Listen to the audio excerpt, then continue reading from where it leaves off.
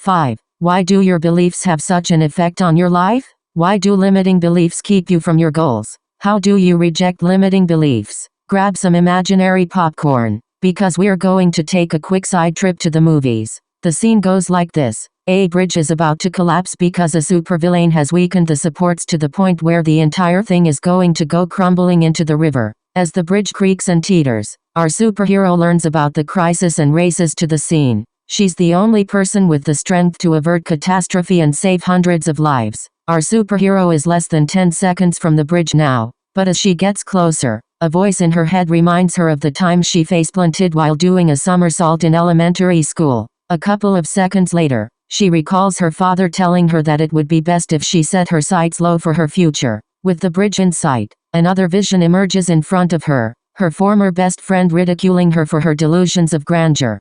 Rubble from the bridge topples into the water, the creaking gets louder, the screams of dozens and dozens fill the air, and our superhero, overwhelmed with doubt, sits down by the side of the road, covers her face with her hands, and drowns in self-pity. Wait, what? Smetsies Phileb Follepsecht.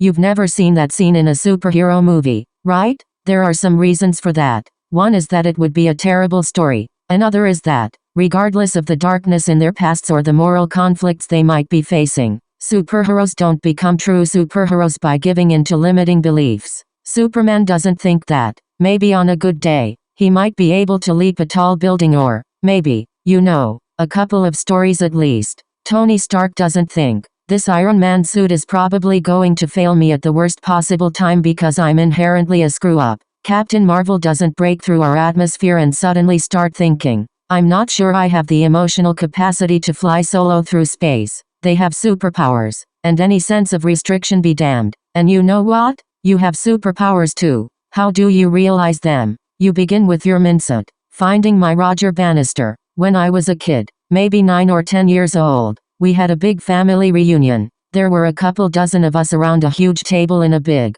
busy restaurant. It was a Saturday night, so the place was packed, with the waitstaff ping-ponging from table to table as quickly as they could. A few minutes after we all gathered, our waitress came over to take our order. As you can imagine, this was a lengthy process. About halfway through, the waitress came around to ask me what I wanted to eat and drink. It was then that I realized that she hadn't been writing down anything my relatives had ordered. I found this extremely curious. There was something like 25 of us, and I'd seen her serving other customers, so I knew we weren't her only table. How was she possibly going to remember everything we'd ordered? I told her what I wanted and then watched her carefully as she made her way around the rest of the table. I did not have a high level of confidence that my meal was going to remotely resemble what I'd requested. Even at that age, I had a healthy amount of skepticism, not because I was a negative person or because I didn't have faith in people, but rather that I needed to see anything out of the ordinary before I believed it was possible. In this case, I figured that, at best, the waitress would get most of our orders correct, but she'd wind up putting them down in the wrong places, and we'd find ourselves trading plates all across the table. Well, first our drinks came, and everyone got exactly what they wanted. Even the cousin who wanted no ice in her Coke and another who'd requested that her drink come with a twist of lemon, a twist of lime, and 2 cherries. Okay, I thought, that was pretty good, but there's a lot more to come. A few minutes later, the salads came out, and again everything was perfect. The people who wanted their dressing on the side got it that way. The people who wanted their dressing tossed with their salads got that, and everyone got the dressing they'd asked to get. My skepticism was being tested. And then the main courses were delivered. Not one mistake. And there were some crazy special requests. Everything was cooked the way we wanted, and all of the side dishes were the right ones. I dove into my meal at that point, but I couldn't stop thinking about what the waitress had accomplished. At this age, I'd only just begun to read competently, and my brain injury had caused me all kinds of learning challenges. And yet here was someone who had shown me that our brains are capable of far more than I would have imagined. That waitress was my Roger Bannister. Bannister was a track star in the 1950s. In the early years of Bannister's career, it was widely assumed that it was physically impossible for an athlete to run a mile in less than 4 minutes. The feeling was that our bodies would break down from the effort before the time could be achieved. Then, on May 6, 1954, Bannister ran a mile in 3 minutes and 59.4 seconds. proving that the 4-minute barrier was indeed breakable. What is most interesting to me is that less than 2 months later someone broke Bannister's record, and then that record was broken, and then that one. The times have been dropping ever since. What Bannister did was show that this barrier wasn't in fact a barrier at all. That was what this waitress showed me. Through her, I saw that what I'd perceived my brain's capacity to be was so much less than what it really was. As you know, I continued to struggle with learning for many years, but from the moment of that dinner I had a model for what was possible.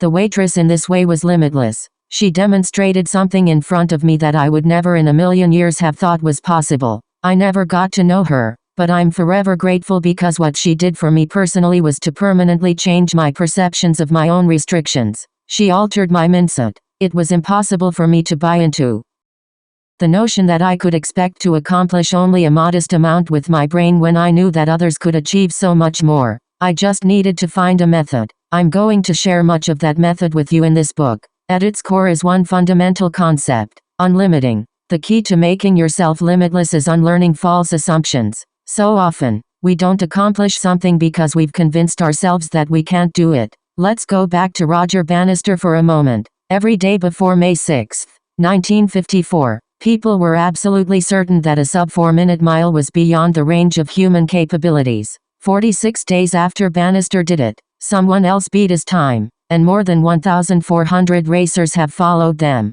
Running a mile in less than 4 minutes is still an extraordinary feat, but it is not an impossible featuring once that barrier was broken. Many achieved it. So, how do you face down limiting beliefs? What limiting beliefs do to us? Limiting beliefs are often revealed in our self-talk, that inner conversation that focuses on what you're convinced you can't do rather than what you already excel at and what you're going to continue to achieve today and into the future. How often do you stop yourself from attempting to do something or from pursuing a dream because that voice convinces you that it is beyond your reach? If this sounds like you, you are very far from alone, but you're also not doing yourself any favors.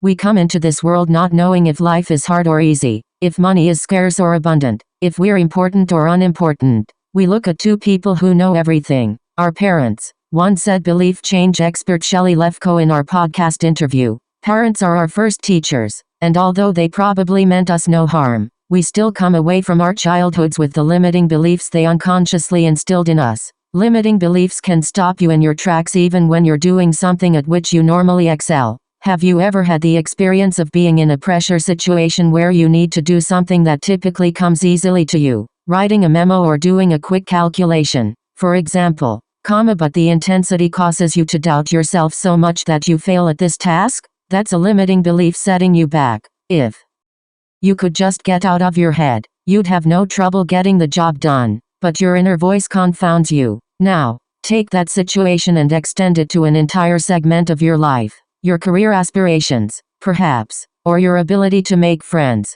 If your limiting beliefs are in control, you could find yourself mired in underachievement, either wondering why you never really get ahead or convinced that you don't deserve it. Alexis, who co-founded Quick Learning with me, struggled with learning as a child much like I did, but for very different reasons. She was born in South Korea to entrepreneurial parents who struggled in business. They didn't have a lot of money, but always worked hard to make ends meet. While she had a roof over her head, her family of 4 lived in a one-room basement in Korea. Their second business had just failed when they received a letter from the United States saying their visa application had been approved. They had filed 7 years earlier. On the verge of desperation, her family thought this was a new chance, so they borrowed the equivalent of $2,000 and left for America. Alexis didn't know a word of English when she arrived. It was total culture shock. She didn't know what was being said around her, and the cultural norms were entirely different. Her parents didn't speak English either, so they were all struggling to understand their new world. Alexis enrolled in school near her new home. She was a shy and introverted student, and because she didn't know the language, she often sat alone at the lunch table or ate in a bathroom stall just to avoid feeling like an outcast.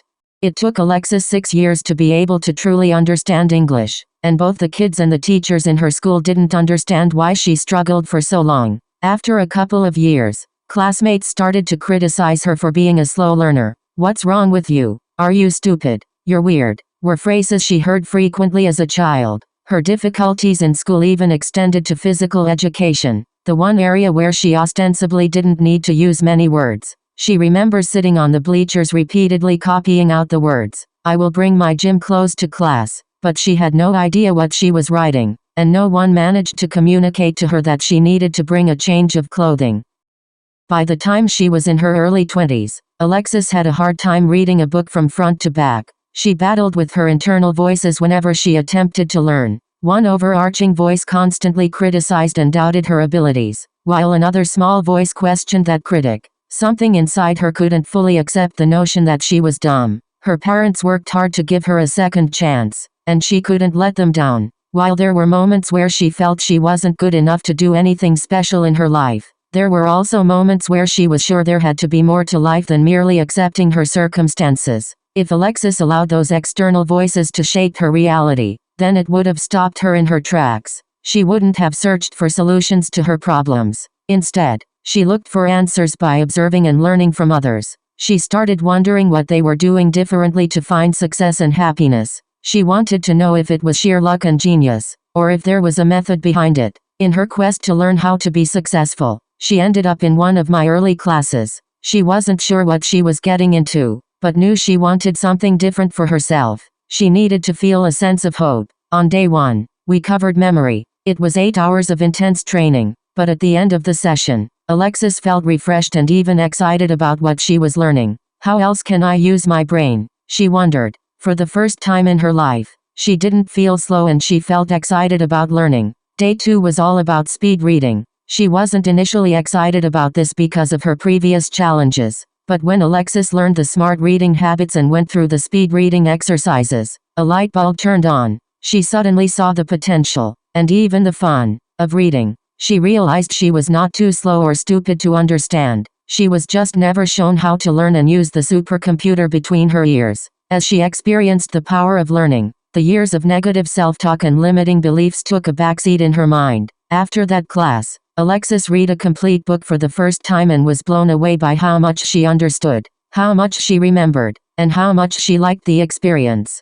It was a huge turning point in her life. She went from a limited mindset, believing that things are the way they are, to knowing that she could change and shape her mind to reach her goals. For the first time in her life, she began to believe in herself and imagine what might be possible. Today, Alexis doesn't shy away from learning something new. She doesn't feel inadequate if she doesn't know something. She goes out to find answers and applies them. Out of her passion for learning, she also started quick learning online with me to share the transformation she experienced with others in every country in the world. In their book Mequilibrium, authors Jan Bruce, Dr. Andrew Shatte, and Dr. Adam Perlman call these kinds of beliefs iceberg beliefs because of how many of them lie beneath the surface of our subconscious. Iceberg beliefs are deeply rooted and powerful, and they fuel our emotions. They say in the book, the more entrenched an iceberg is, the more havoc it wreaks on your life, creating your schedule chaos, getting in the way of successfully sticking to a diet, or holding you back from seizing opportunities. And, perhaps most significantly,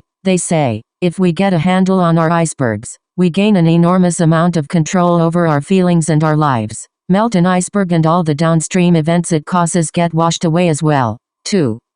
Dr. Janice Vilhauer, director of Emory University's Adult Outpatient Psychotherapy program in the Department of Psychiatry and Behavioral Science in the School of Medicine, implores us to come face to face with our inner critic, the voice in your head that judges you, doubts you, belittles you, and constantly tells you that you are not good enough. It says negative, hurtful things to you, things that you would never even dream of saying to anyone else. I am such an idiot. I am a phony. I never do anything right. I will never succeed. She adds, the inner critic isn't harmless. It inhibits you, limits you, and stops you from pursuing the life you truly want to live. It robs you of peace of mind and emotional well-being, and, if left unchecked long enough, it can even lead to serious mental health problems like depression or anxiety. 3. Let's revisit our failed superhero from the beginning of this chapter. She certainly had the motivation to save the day, and she certainly had the methods to save the day, but what she didn't have was the mindset. Her inner critic convinced her that she wasn't good enough, so she sat on the sidelines feeling sorry for herself instead of taking care of business. Certainly, one takeaway from this story is that our failed superhero blew it. She flopped at a critical time because she couldn't get out of her own head. But there's another hugely important component to this story. Our superhero had everything inside of her to succeed. If only she'd been able to prevail over the beliefs that were holding her back, her extraordinary talents would have shone through. That's how important it is to conquer your limiting beliefs. What if I told you that you were a genius? When you think of geniuses, who are the first people that come to mind? I'm guessing Einstein and Shakespeare are on your shortlist. Others might include Stephen Hawking, Bill Gates, Marie Curie, or Ruth Bader Ginsburg. These names pop into many people's heads because each of them was extraordinary in the kinds of intelligence we tend to equate with genius. But was LeBron James on your list? How about Beyoncé? Or Oprah? Or you? It wouldn't be surprising if you didn't include the latter names on your list. Most of us tend to equate genius with one particular measurement of intelligence, IQ. People with outsized IQs are geniuses, and people with lesser IQs can be good or even great at something, but they aren't considered geniuses. If this sounds like your kind of thinking, you're far from alone in defining genius far too narrowly. I would even take this to the point of suggesting that most people define genius in this way. But there are two problems with that. One is that it prevents you from appreciating the genius a wide variety of people hold. The other is that it might prevent you from identifying the genius in yourself. There are multiple forms of genius. Various experts differ on the number, but it is commonly agreed that genius expresses itself in one of four manners. Here's a way of looking at it that has been around for thousands of years. Dynamo genius. Those who express their genius through creativity and ideas. Shakespeare was a dynamo genius because of his brilliance at inventing stories that told us so much about ourselves. Galileo was a dynamo genius because of the way he could see things that others couldn't see when he looked up at the skies. Dynamo geniuses are those we most commonly think of when we think of geniuses. Blaze genius. Those whose genius becomes clear through their interaction with others. Oprah Winfrey is a blaze genius because of her extraordinary ability to connect with the hearts, minds, and souls of a wide range of individuals. Malala Yousafzai's blaze genius expresses itself through her ability to make her story relatable to people all around the globe. Blaze geniuses tend to be master communicators. Tempo genius. Those whose genius expresses itself through their ability to see the big picture and stay the course. Nelson Mandela was a tempo genius because he was capable of seeing the wisdom of his vision even in the face of overwhelming odds. Mother Teresa's tempo genius allowed her to imagine better circumstances for those around her even at the darkest times. Tempo geniuses tend to understand the long view in ways that most of those around them cannot. Steel genius. Those who are brilliant at sweating the small stuff and doing something with the details that others missed or couldn't envision. Sergey Brin used his genius at seeing the potential of large amounts of data to co-found Google. If you read the book Moneyball, then you know that Billy Beane and his staff redefined baseball through their genius at crunching data. Steel geniuses love getting all the information they can get and have a vision for doing something with that information that most others miss. Quick start. What would you say is your genius? Write it down. There's a very good chance that your own genius is a combination of two or more of these. Very few of us are only data people or are only adept at being empathetic. But what's important for you to understand here is that genius extends far beyond your ability to excel at academics or recite the periodic table on command, and that you have genius inside of you. If you find that last statement surprising, you might want to go back and reread some of the earlier chapters in this book. Making yourself limitless is all about unleashing your innate genius. Maybe you aren't the dynamo of Shakespeare or the blaze of Oprah, but there is some combination of genius inside of you that is either waiting to express itself or waiting to express itself more. The key is letting it free. It isn't only in your head. Before I give you some tools to help you shift toward a more positive mindset, let's just talk for a minute about how important positive thinking is. There are clear connections between positive thinking and physical health. In a Johns Hopkins study, Dr. Lisa Yannick found that positive people from the general population were 13% less likely than their negative counterparts to have a heart attack or other coronary event. 4. Meanwhile, the Mayo Clinic notes that the positive thinking that usually comes with optimism is a key part of effective stress management, and effective stress management is associated with many health benefits. They note that these benefits include increased lifespan, lower rates of depression, lower levels of distress, greater resistance to the common cold, better psychological and physical well-being, better cardiovascular health and reduced risk of death from cardiovascular disease, better coping skills during hardships and times of stress. 5. Reframing limiting beliefs. There's a metaphor I've always found useful when helping people to move away from limiting beliefs. I tell them that the difference between limiting beliefs and a limitless mindset is like the difference between a thermometer and a thermostat. A thermometer has only one function: to react to the environment. It reads the temperature and nothing more. This is similar to how people commonly react to limiting beliefs. They read their sense of restriction, react in a constrained way to that, and conduct their lives in a limited way. On the other hand, a thermostat gauges the environment and makes the environment react to it. If a thermostat notices that a room is too cold or too hot, it changes the environment to fit the ideal for which it is set. Similarly, if you encounter external or internal attempts to put constraints on you, you can act like a thermostat to reject those limiting beliefs and create an environment that aligns with your most ambitious goals. So, how do you minimize limiting beliefs and develop a superhero mindset? To me, there are 3 keys. Key 1. Name your limiting beliefs.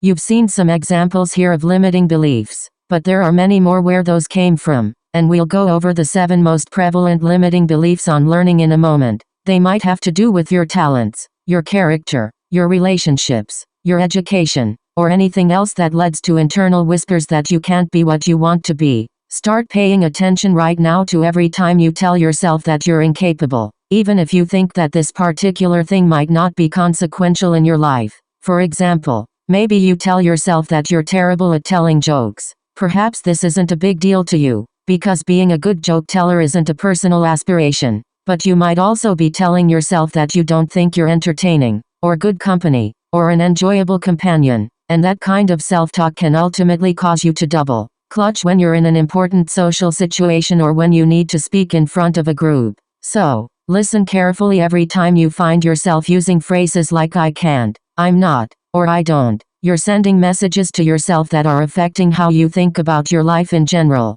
even if what you're beating yourself up over is something specific and seemingly not important to how you define yourself. At the same time, try also to identify the origin of this sort of self-talk. Limiting beliefs often start in childhood. That doesn't automatically mean that your family is their only source. Early social settings can cause limiting beliefs, as can early experiences with education. Some might take hold simply because something didn't go well for you the first few times you tried it as a kid. Being aware of how you're holding yourself back with your self-talk and spending some time to get to the source of these beliefs is extremely liberating, because once you're aware, you can begin to realize that these aren't facts about you, but rather opinions, and there's a very good chance that those opinions are wrong. Once you identify the voices in your head that are focusing on what you can't do, start talking back to them. When you find yourself thinking, I always screw up this sort of thing, counter with, just because I haven't always been good at this in the past doesn't mean that I can't be great at it now. Keep your opinions to yourself. Key 2. Get to the facts. One of the fundamental tyrannies of limiting beliefs is that, in so many cases, they're just plain wrong. Are you really terrible at speaking in public? Are you really bad at leading a group? Are you really the least interesting person in the room wherever you are? What's the evidence to support that? How many times have you actually been in these situations? And what have the results been?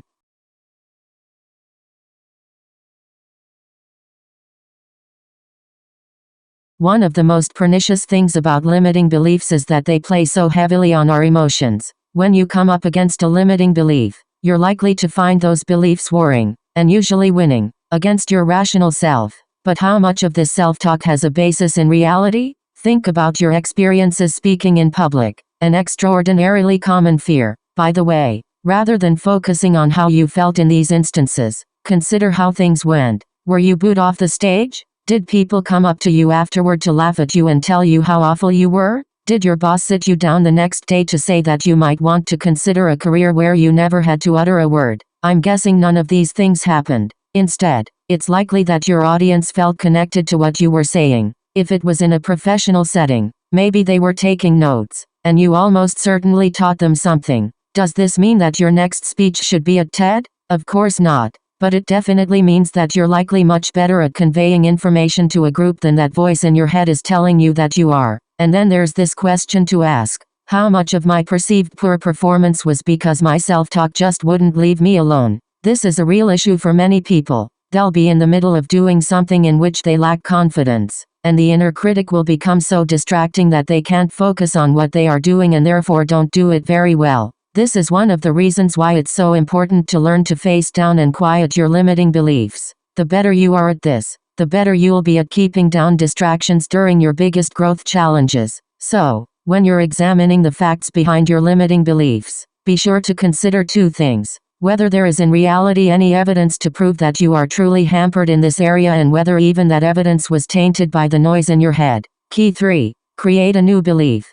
Now that you've given your limiting beliefs a name and now that you've carefully examined the reality of those beliefs, it's time to take the most essential step, to generate a new belief that is both truer than the lies you've been accepting and beneficial to the limitless you that you are creating. You're going to see this process at work in the next chapter, but let's take it for a spin right now. Let's say that one of your limiting beliefs is that you always come up short at the most important moments in your life. Having identified that as a limiting belief, you've then taken the step of examining the facts. What you realize is that, while you have occasionally succumbed to nervousness in pressure-packed moments, very few of these instances have been disastrous for you, and, upon examination, you can think of several times when you came through in the clutch. In fact, now that you really think about it, you've succeeded way more often than you've faltered. So, now it's time to create a new belief. In this case, your new belief would be that no one triumphs at the most critical juncture 100% of the time,